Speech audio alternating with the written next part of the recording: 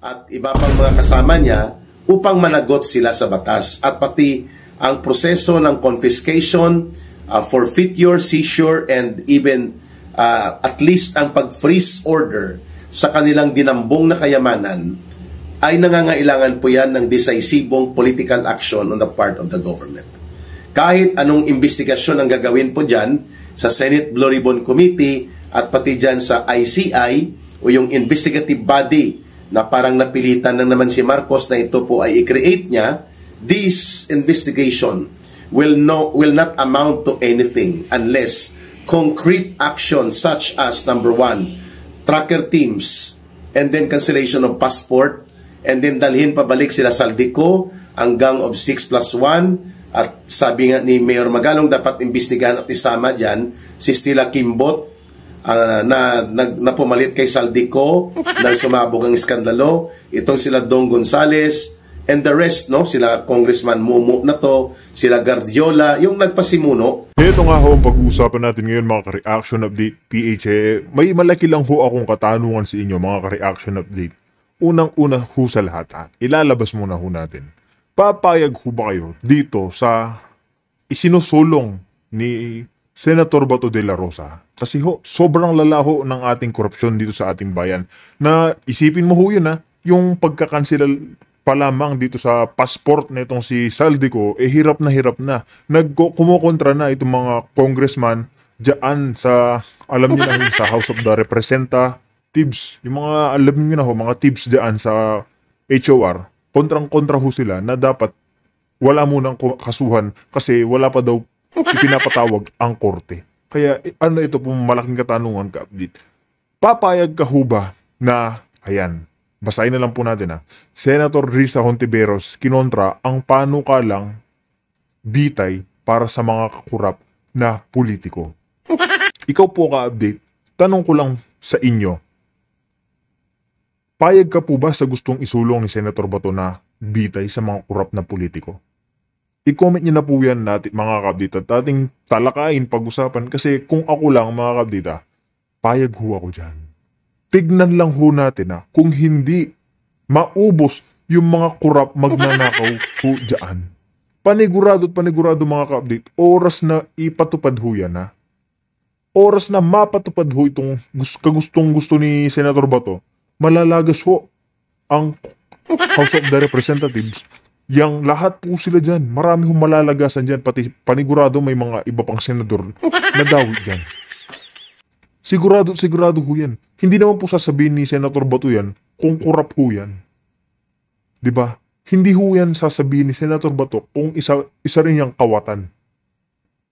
Yung mga taong yan mga kabdi, yan po yung totoong naglilingkod sa ating bayan. Hindi lang pinapakita dyan ng mga media outlet kasi alam po nila Duterte. Pag po kasi Duterte, pinandidirihan ho ng mga ng mga pinklawan, dilawan, yung mga kain-suka. Kaya hindi ho sila pinapakita. Pero tingnan mo, lagi hong binibida si Risa Hontiveros, si Marcos Jr., lagi ho nilang binibida yan sa mga media. Bakit? Kasi nga ho, mga kabit, sinasapalan lang ho nila ng pera. Kaya etong gustong ilunsad ni Senator Bato, mga ka-update, napakalaking bagay ho niyan. Malalagas po yung mga magnanakaw, panigurado pa, matatahimik ang gobyerno. Aasenso ang Pilipinas, wala na hong maghihirap dito. Pati mga farmers natin sigurado matutuan na ng pansin kasi mabibigyan ho sila ng mga maayos na kagamitan, bibigyan ho sila ng maayos na pagtatrabahuhan. Diba? Kasi hanggat may corrupt mga ka-update, wala hong nangyayari sa ating bansa. Hindi ho umaasenso. Kahit saan hon lupalop, walang aasenso kung ganyan yung gobyerno. Matindi hong panggigipit nila kasi sa mga Duterte. Kaya ayaw ho nila.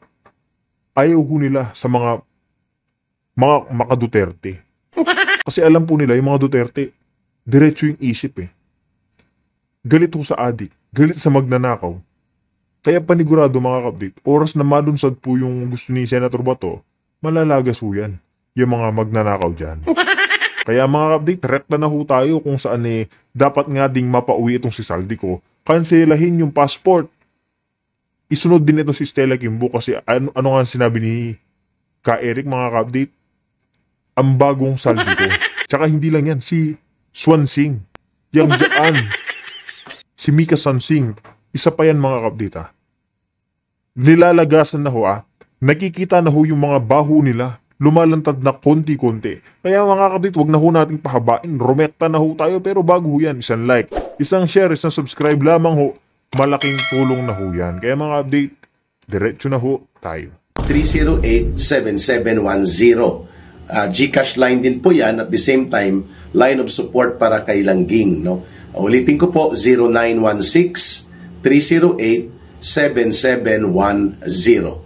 And sa ating video analysis ngayon, pag-uusapan po natin itong nakikita natin na pag-develop ng iba't ibang sectoral initiatives upang magkaroon po ng pagpapahayag at paninindigan ang ating mga kababayan laban dito sa talaga namang hindi na po maampat na pagsilakbo at pagtaas ng galit ng sambayan ng Pilipino sa napaka-iskandaluso at karumaldumal na krimen ng pandarambong at pangungulimbat sa kaban ng bayan, mga pangungurakot na naganap po sa ating gobyerno sa ilalim po ni Marcos Jr. On that note, mga kababayan, ay pag-usapan natin ano po ba ang psychology ng korupsyon at ng mga mangungulimbat. Bakit po sila nagkakaroon ng walang kabusugan sa pagiging gahaman at magnanakaw in spite na bumabaha na po ang limpak-limpak na salapi at pera na kanilang pinagnanakaw sa taong bayan, tuloy-tuloy pa rin po ang kanilang pagnanakaw. What is the psychological and behavioral explanation hinggil po dyan sa mga magnanakaw at mandarambong na walang kabusugan at patuloy po ang kanilang ginagawang pagsasagawa ng tuloy-tuloy at walang ampat na pangungulimbat sa kaban ng bayan. Ayan. Kaya nga ang title natin, tungkol po ito sa paano nagiging gahaman ang mga kurakot sa gobyerno at ano ang nararapat na magiging intervensyon ng ating mga mamamayan upang maputol, mapatigil at mapapanagot at makakapagsingil at mapapabayad natin ang mga mandarambong na ito. Okay? Sa psychology and behavioral science, may tinatawag po na neuroplasticity.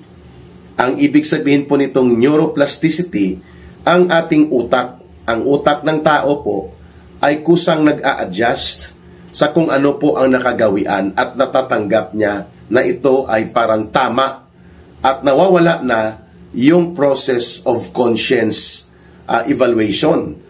Kaya tinatawag na neuroplasticity. Halimbawa, kung paulit-ulit kang nagnanakaw, paulit-ulit kang nandarambong at you take pleasure on it dahil hindi ka nahuhuli, tinatanggap ng iyong utak na ito ay tama at ito ay walang problema. Yan nga mga kabit, malaking katotohanan ho yan. No?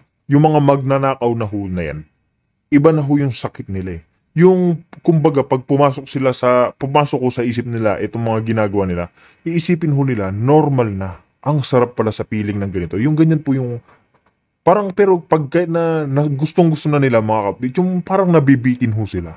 Alam nyo po ba yun? Yung nabibitin pa rin ho sila sa ginagawa nilang kabalbalan kahit na alam nilang mali. Yung isipin mo, bilyon-bilyon na yun, laman ng bangko mo. Bilyon-bilyon na, baka hindi nga lang bilyon, baka trilyon pa.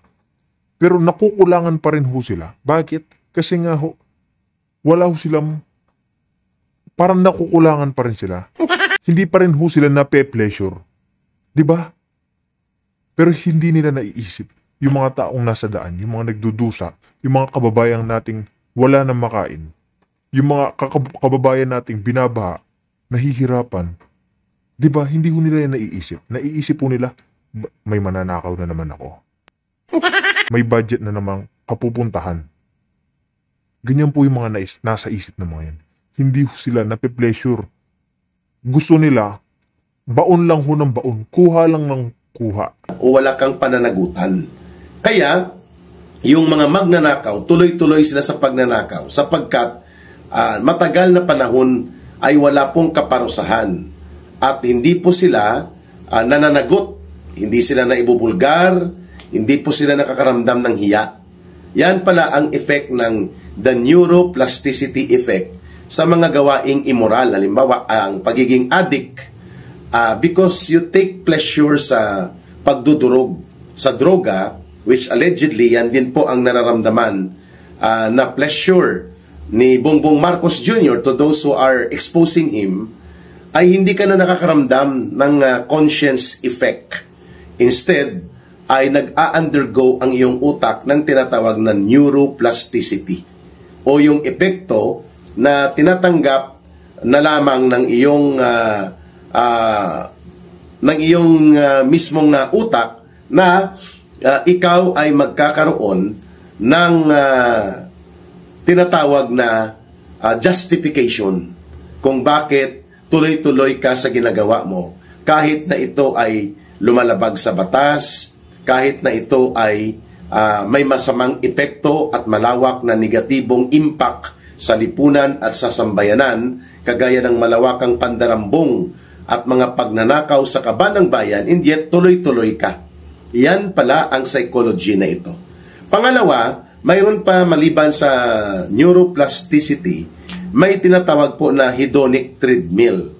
Ang hedonic treadmill naman po ay ito ang pagkakaroon ng kasanayan mo that you always look for pleasure kasi wala kang pananagutan o hindi ka nananagot sa konsekwensya ng ginagawa mo as long as you take pleasure. Hedonic, no? From the root word na hedonism. From the word hedonism, yan po ay ang pagiging pleasure seeker. Ang tao po ay may natural na nire-release ang ating brain na hormone o chemical substance na tinatawag na dopamine.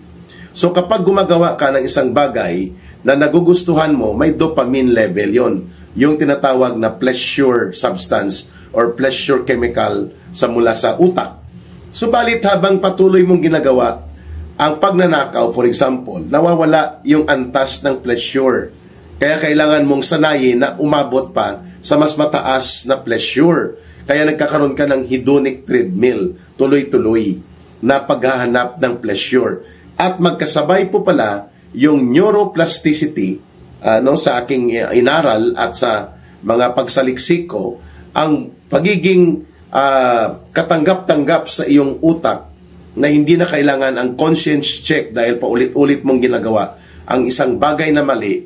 Ganon din pala ang epekto ng hedonic treadmill na naghahanap ka ng pleasure level at itutuloy-tuloy mo ito sapagkat gusto mong umangat palagi at magtuloy-tuloy ang dopamine chemical substance or neurosubstance na inire-release ng utak. Kaya hindi ka na naman kontento sa 1 milyon na ninanakaw mo at hindi ka na kontento sa 100 million, billions na ang ninanakaw mo.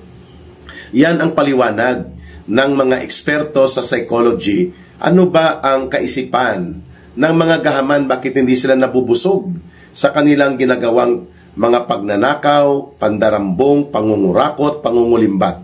Dalawang factor kaagad yon.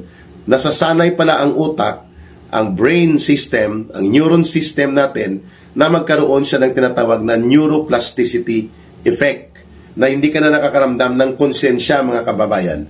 At bagkus ikaw ay nagiging tagapagtaguyod ng pleasure and satisfaction batay sa iyong sariling kagustuhan. At dahil dyan, ay wala ka nang pakialam kung ano po ang magiging epekto nito sa ating mga kababayan, ano magiging epekto sa kapwa-tao mo. And at the same time, as long as hindi ka napapanagot at nagtutuloy-tuloy na natutuwa ka at marami kang nakukuha na mga benepisyo na nagbubunga ng pagkakaroon mo ng pleasure at dahil wala namang kaparusahan na nagaganap, tuloy-tuloy pa rin po ang pagnanakaw. Kaya maraming nagtatanong, hindi ba sila nabubusog? Bakit sila nagiging gahaman sa pagnanakaw at sa sistema na kung saan ang taong bayan ang naaapektuhan? Ayun. So, ang magandang intervention dyan kapag matino ang gobyerno at hindi ito ang pasimuno ng mga pagnanakaw, kailangan magkaroon po ng discipline and accountability. Yung may pananagutan at may kaakibat na disiplina sa konsekwensya ng iyong ginagawa. Ito ang dahilan kung bakit kailangan ang malakas na panggobyerno. Governance is the start of discipline and accountability doon sa mga tiwali at mga nag-aabuso ng poder at kapangyarihan at ginagamit ang poder at kapangyarihan para maging abusado sa pondo, sa pera at sa kapangyarihan. So, when the government is able to instill yung certainty of makukonvict ka, no? May kasiguruhang makukonvict ka, makukulong ka, mapaparusahan ka, at mababawi sa iyo ang mga pinagnanakaw mo, when that is very clear doon sa gumagawa ng kasalanan, at makikita nila na talaga palang seryoso ang otoridad ng pamahalaan, the decisiveness of political leadership, and the clarity of direction na hindi ka pababayaang, hindi ka managot at hindi ka hahabulin, the way right now na nakikita natin kay Marcos, pinatakas na nila si Saldico, ito na ganito na ang iskandalo ng pagsabog ng involvement nila Martin Romualdez at nila Saldico, wala pa rin pong konkretong hakbang na ginagawa si Marcos upang man lang ipakansila ang passport ni Saldico, magpadala ng tracker teams upang sila ay hulihin, hanapin at dalhin dito at kasuhan kung hindi po sila involved. Si Marcos mismo sa ganitong kalakaran ng pangungulimbat at yung paglaganap mismo ng pangungurakot sa kaban ng bayan.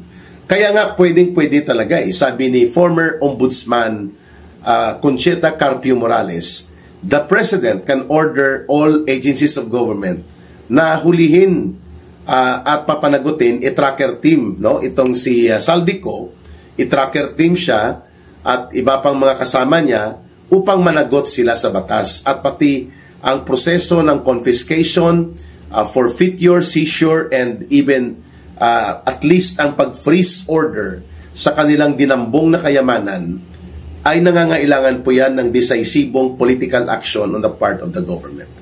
Kahit anong investigasyon ang gagawin po dyan sa Senate Blue Ribbon Committee at pati dyan sa ICI o yung investigative body na parang napilitan na naman si Marcos na ito po ay i-create niya, this investigation will not amount to anything unless concrete action such as number 1, tracker teams, and then cancellation of passport, and then dalhin pabalik sila Saldico, ang gang of 6+1, at sabi nga ni Mayor Magalong dapat imbestigahan at isama dyan si Stella Kimbot na pumalit kay Saldico nang sumabog ang iskandalo, itong sila Dong Gonzales, and the rest, no, sila Congressman Mumu na to, sila Guardiola, yung nagpasimuno ng paano kinakatay ang budget at paano ito pinalusot at pinayagan ni Romualdez at ng ilang mga senador at paano din po kinonsente at binigyang otoridad ni Marcos by signing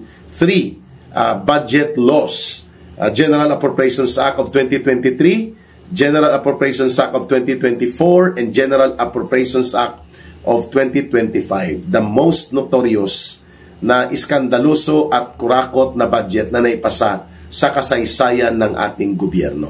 At ang nagpirma, ang pumayag na ito'y maging batas at mailabas ang mga pondo, walang iba kundi si Marcos Jr. mismo. Yun. So, ang behavioral attitude na neuroplasticity o yung pagiging makapal ang iyong pagmumukha dahil di ka na nakakaramdam ng hiya at wala ka ng conscience check na nalaramdaman sa iyong pag-iisip at even sa emosyon mo, at itong hedonic treadmill o yung pagiging pleasure seeker mo. Hanap ka ng pleasure o yung kaligayahan mo dahil hindi ka nananagot, wala kang kaparusahan na nararanasan dahil nga pabaya at konsentidor at kasabwat ang gobyerno. Lahat ng ito po ay kayang maputol itong kultura ng pagkagahaman, kultura ng pandarambong at kultura ng pagnanakaw sa kabanang bayan if there will be a real change of leadership in government. Kaya nga ultimo lamang na sabihin tapusin nyo ang first wave of investigation. Let's make it after 15 days mag-file na ng kaso laban kay Martin Romualdez, kay Saldico, at sa Gang of Six na mga kagrupo nila. Hindi nga magawa ni Marcos, no? Even ang pagpapabalik kay Saldico at pagpaharap sa kanya sa pananagutan niya dito sa ating bayan, hindi kayang gawin ni Marcos Jr. Why? Because, the simple explanation, the highest guilt and the more serious na pananagutan sa pagbabalik ng malawakang pandarambong at pangungulimbat at korupsyon ay kay Marcos mismo nanggaling. Yan po ang katotohanan, mga kababayan.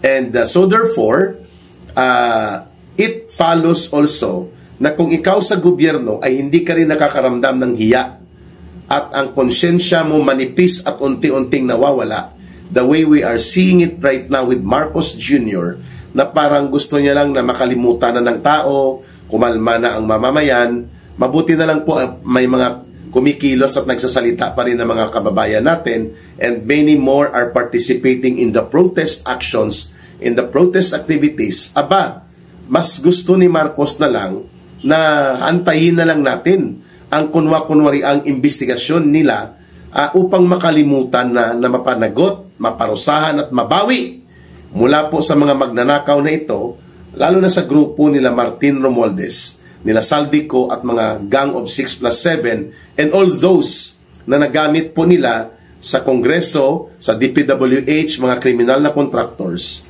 Dapat po face by face ang pagsasampa ng kaso para umuusad siya. And then dapat nag-hire ng maraming matitino at magagaling na abogado for case build-up, no?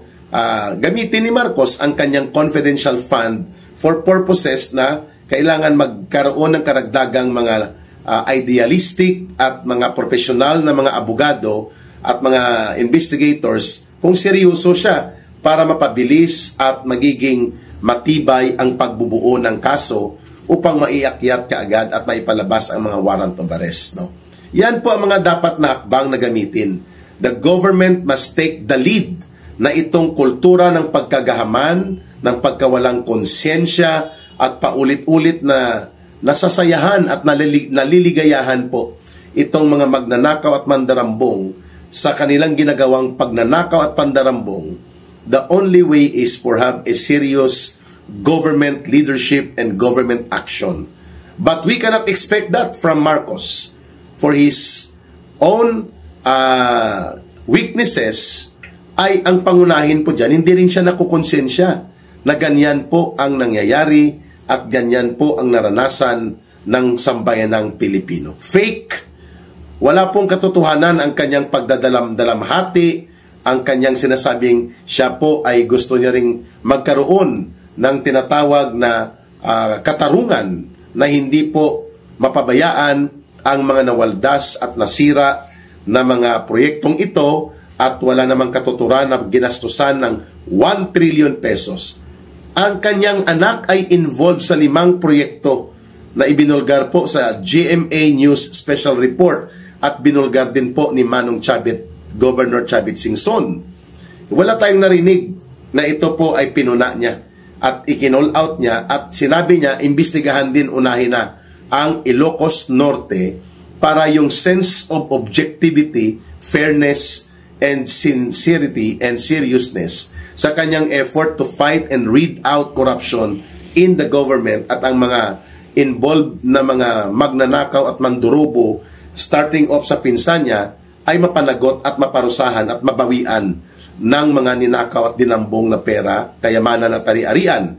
But all of this, wala pong ganong aksyon o anumang konkretong indicator na gagawin ni Marcos. Why? Because yung neuroplasticity ng pagiging makapal, ang pagmumukha, hindi nakakaramdam ng hiya at konsyensya, ay apektado din siya sapagkat may mga hallucination na nga siya, no? Sapagkat hindi rin po niya kayang i-deny pa na ang kanyang pagkalulong po sa illegal na pag-abuso ng droga ay apektado ang kanyang brain and mental processes, including ang decision-making process.